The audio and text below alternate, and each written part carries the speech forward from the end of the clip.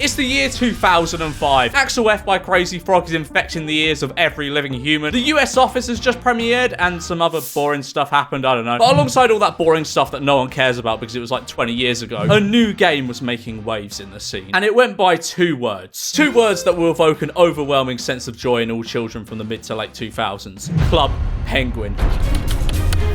I'm so excited to play this game. Playing Club Penguin. Club Penguin. Club Penguin.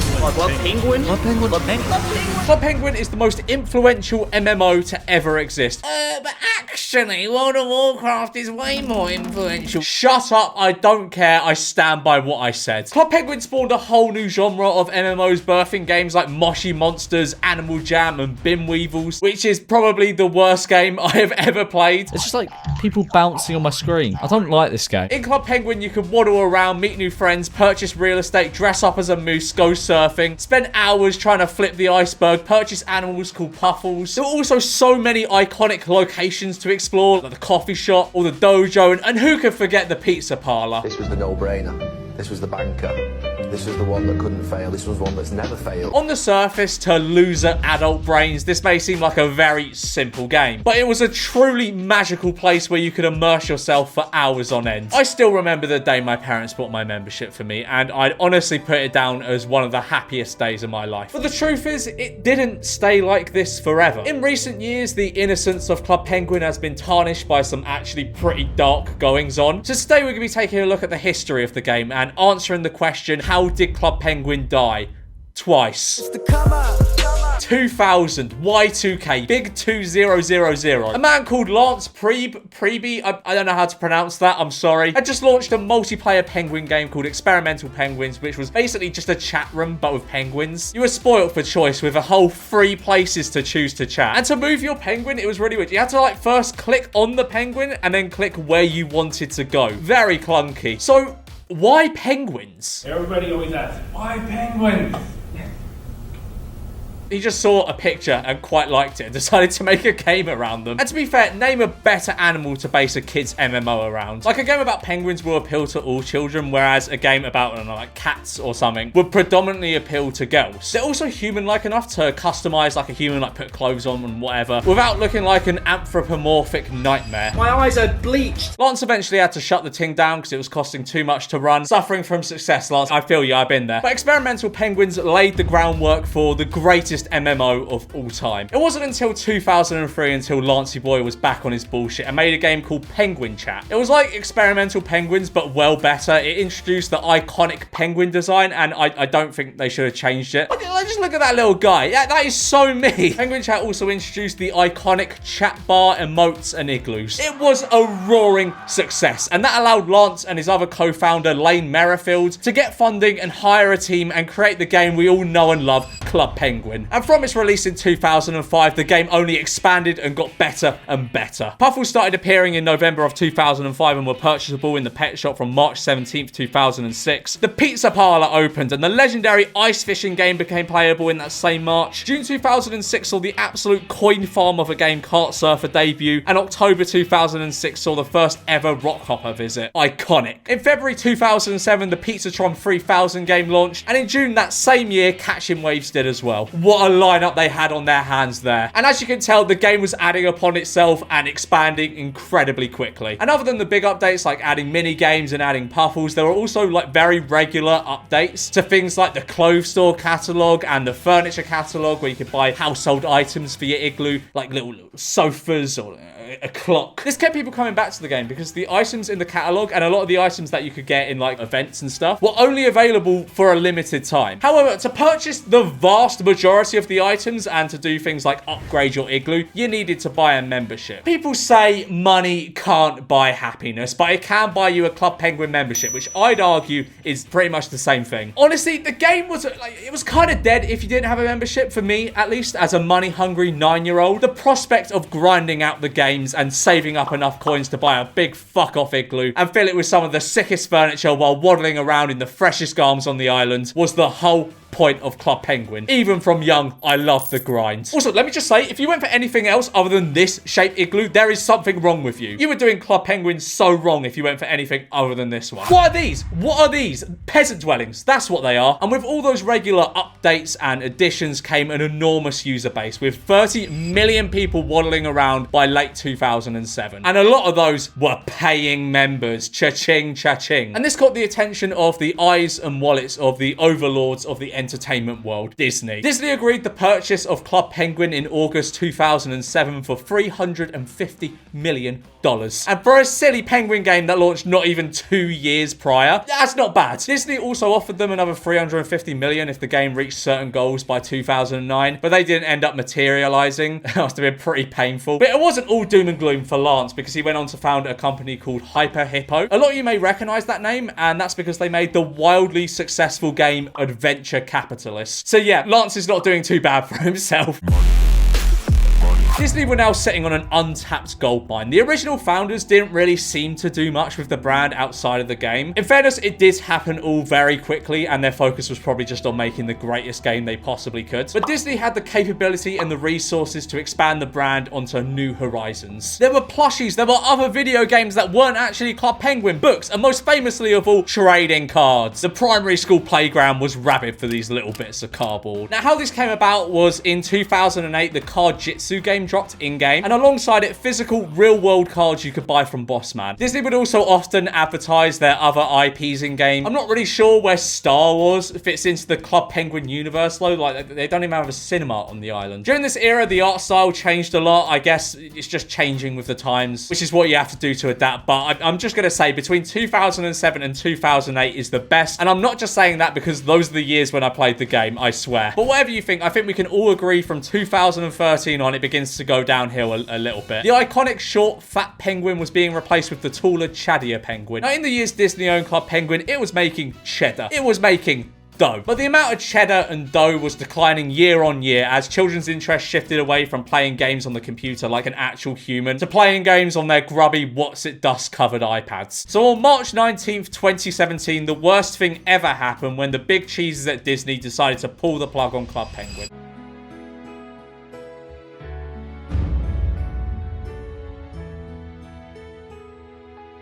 Don't tell me you didn't shed a little tear. This silly penguin game meant so much to so many people, and even if you hadn't played Club Penguin in years, it still held a special place in all of our hearts. And now it was gone forever.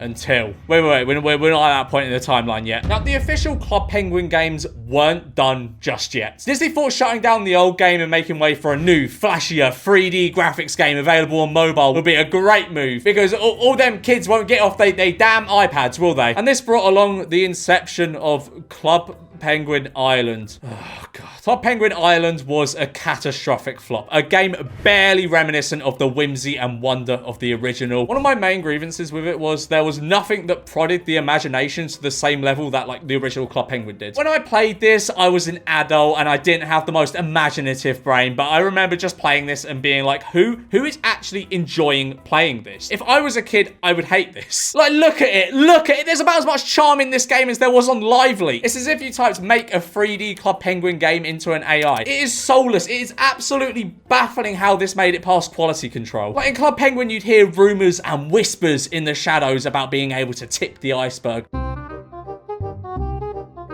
Or about the fact rainbow puffles existed. This added like an extra layer to the game, a layer of mystery and intrigue. There is absolutely no room for that in this corporate hellscape mobile game. They also went all in on the Disneyfication of this game to the point where they had a dedicated Disney shop. And worst of all, the game was just boring. There was nothing really to do unless you were a member. Let's do Summit Plummet. You need to be a member. Hang on, what about this one here? You need to be a member. This is taking the piss. Well, at least in the original Club Penguin, you could basically do all the things members could do, just without the customization. Also, the igloos in this game just fucking suck. Like, who designed this? Who designed this? Like, you can't even do any of the mini games without being a member. It is so confusing. This is, like, even from a business perspective. The original Club Penguin was quite smart in the way it let you experience a lot of the fun the game had to offer through mini games and some very limited customization items. Like, do you guys remember the tour guide hat? that. And then you could go, oh, I quite like this game, and I've earned loads of coin from sweating out minecart game. I think I'd like to buy a membership so I can enjoy the fruits of my labor. There is none of that in Club Penguin Island. Either you have a membership and you can do stuff, or you don't and you can't. Even when you did get a membership, it was so boring and lackluster. And I'm sorry, I'm getting a little heated. I just can't believe they sacrificed Club Penguin for this. There is nothing redeemable about this game. It is a bland, boring husk of a once phenomenal game. Unsurprisingly, Club Penguin Island didn't last, shutting down just a year and 9 months after release. But that wasn't the end of Club Penguin.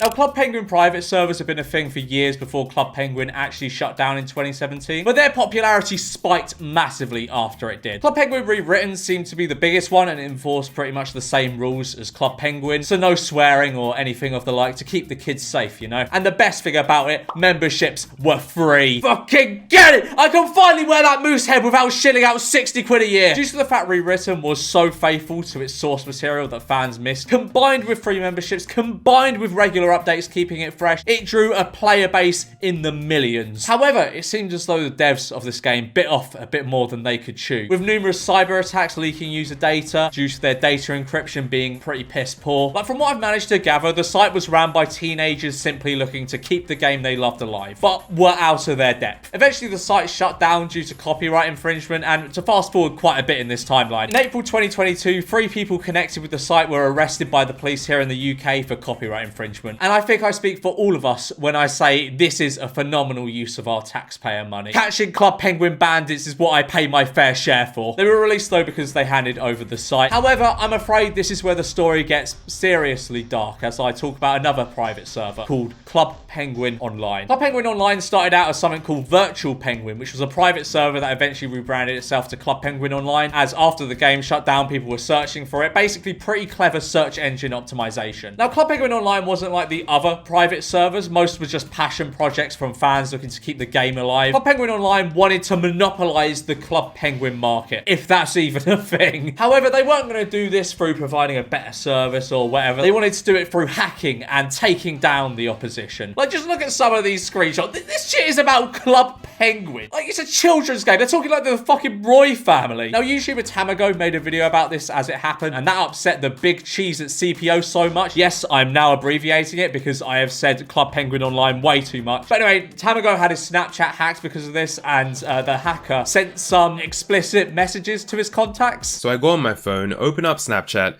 I've been logged out. I try to log back in, I can't log in. I go check my email, 3 emails in a row from Team Snapchat. You had one dude sending pics to my friends, another guy fabricating evidence for Keemstar. And this all happened in 2018, long before CPO reached its peak popularity during the pandemic. It was incredibly strange behavior, but it only gets worse. CPO wasn't just seen for this replacement for Club Penguin. It added a whole new twist entirely, introducing adult servers. Strip club igloo, pimps needed, strippers needed. I saw some horrible anti-Semitism and racism. At one stage I was invited to someone's igloo, which had been decorated by spelling out the N-word in chairs. This, along with some other stuff I'm going to mention in a minute, resulted in a lot of negative media attention, and Disney ultimately had to take action. Their incredibly child-friendly property was being tarnished online. So CPO went down, and a man in the UK linked to the site was arrested and promptly whacked in the nonce wing. Now, this is honestly where it gets truly dark. The curtain was lifted on the owner of CPO when a 3-part video series came out, exposing a multitude of allegations against the owner, backed up with screenshots and tons of evidence of hacking, doxing, and noncing going on. I'm not going to delve into this because it is actually like very depressing. There are other videos that go in depth on this subject, but just to give you an idea, the owner allegedly e-dated underage girls and had an in-game wedding with one of them. That's just fucking tragic. He also allegedly did things like offered mod status in return for nudes from girls. So yeah, a bit dark, hopefully like his prison cellars. Whilst the big private servers have shut down, I still managed to find a few small ones that seem to be running. It's definitely not at the same level as it once was for obvious reasons, which is quite sad. I think the world needs Club Penguin. If Disney did a thing like what RuneScape did with old school RuneScape, I think people would really love that. They go back and relive memories from their childhoods that have been inaccessible for years, or maybe even show their children and go, listen son, this is what we used to play back in the day. None of that iPad bollocks, proper gaming. So to Disney, please bring back Club Penguin. Please don't let the horrors of CPO be the last taste in everyone's mouth of Club Penguin. Have I just made this video to try and get Disney to restart Club Penguin again? Maybe, but please don't let this error message be the last we see of the greatest MMO to ever grace our childhoods.